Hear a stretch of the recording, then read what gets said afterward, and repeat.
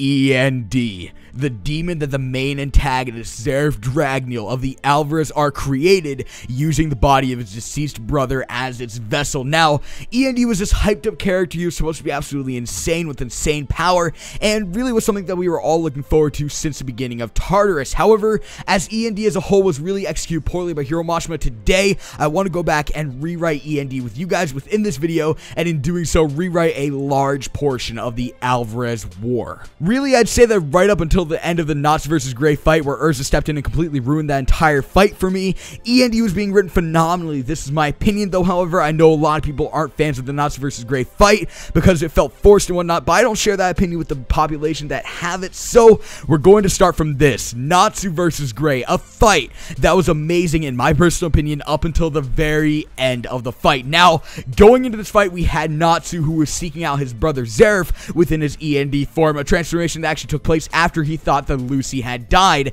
due to Demaria's torture methods and whatnot. And then we have Gray, who was getting ready to fulfill the will of his father, achieve that will, and slay E.N.D. Going into this as well, Gray just witnessed the death, or, well, what he thought to be the death of his Nakama Juvia. So he was pretty cloudy as far as his judgment went because of all the trauma he'd been through in the past couple of chapters. And of course, Natsu was undergoing the E.N.D transformation, which wasn't ever really completed from our knowledge, and he wasn't in control of himself either, as E.N.D was programmed to seek out Zeref once transformed. First thing I would have changed, though, Juvia would have stayed dead, and let me tell you why. Now, we know that Hiro Mashima takes into account the people who actually ship certain characters together with one another, and I think even up until one point at the beginning of the series, Mashima didn't actually have any plans for any characters to end up in relationships with one another, but as he saw his community fall in love with certain possible couples, he introduced the idea of having obvious ships. Don't quote me on that, though. Nevertheless, though, if Juvia had stayed dead, many would believe that the Gruvia ship would sink as well, along with her death, but this is where you're wrong.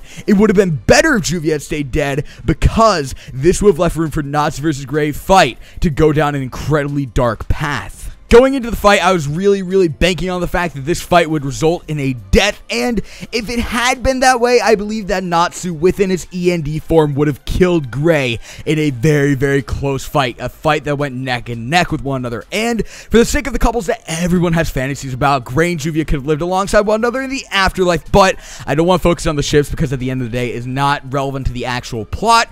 This would have introduced the prospect of death and betrayal, a fight between two Nakamas, both with clouded judgment at the time, ending in a death. This would have left Natsu with guilt for killing one of his close Nakama, and seeing as this would have been a war, it would introduce a very dark road that Natsu would end up following. We all know that E.N.D was stopped by Urza as well, one of hands down the biggest assholes within the entire Alvarez arc.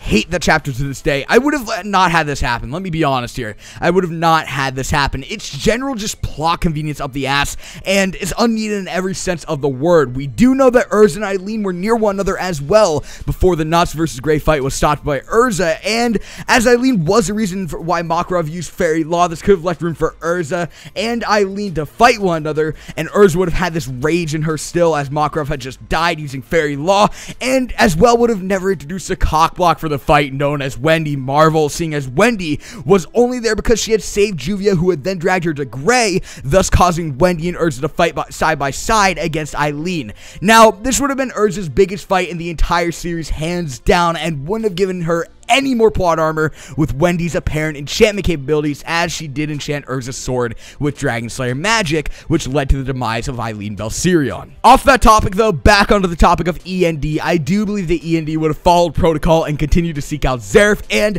eventually would have found Zeref. Now, one of the things I really liked about the writing of E.N.D and Natsu in general within this arc is how he was learning about his past while he was asleep. He was in his heart or something along those lines, so I would still apply this scenario into my version of E.N.D, and I would have had E.N.D controlling the body while in the process Natsu was learning about his past and was in his heart. And when E.N.D eventually crosses Zeref, simultaneously I would have had Natsu reach the end of the line within his heart.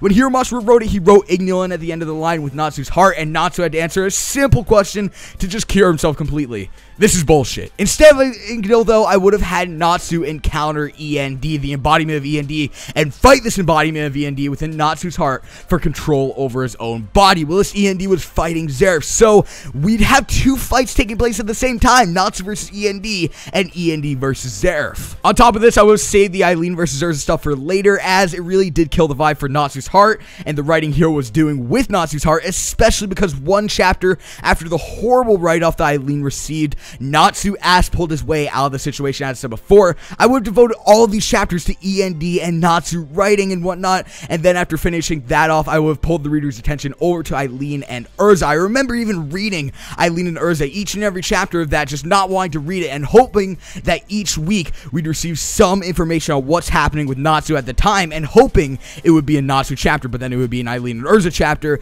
And in general, I just didn't like that point in Fairy Tail. Nevertheless, that's going to do it for this video. If you guys enjoyed or have any ideas, tell me in the comment section below, and if you enjoyed, click that like button, as it does mean a lot. Sorry for the lack of uploads, as I have dropped the Fairy Tail manga. Doesn't mean I don't like the series. I just dropped the manga because this is the final arc of Fairy Tail, and I'm not reading stuff like Alvarez. Alvarez has been a disappointment. Nevertheless, though, I haven't been reviewing the series as of recently because of this, or reading it to begin with. I have plans to go back to Alvarez and just have a mini-series where I actually rewrite certain moments, such as this moment, with the example being this video. All of those will be coming out soon, and will be basically the grand majority of the videos that I post. Anyways, subscribe if you're new, like this video if you enjoyed. Peace.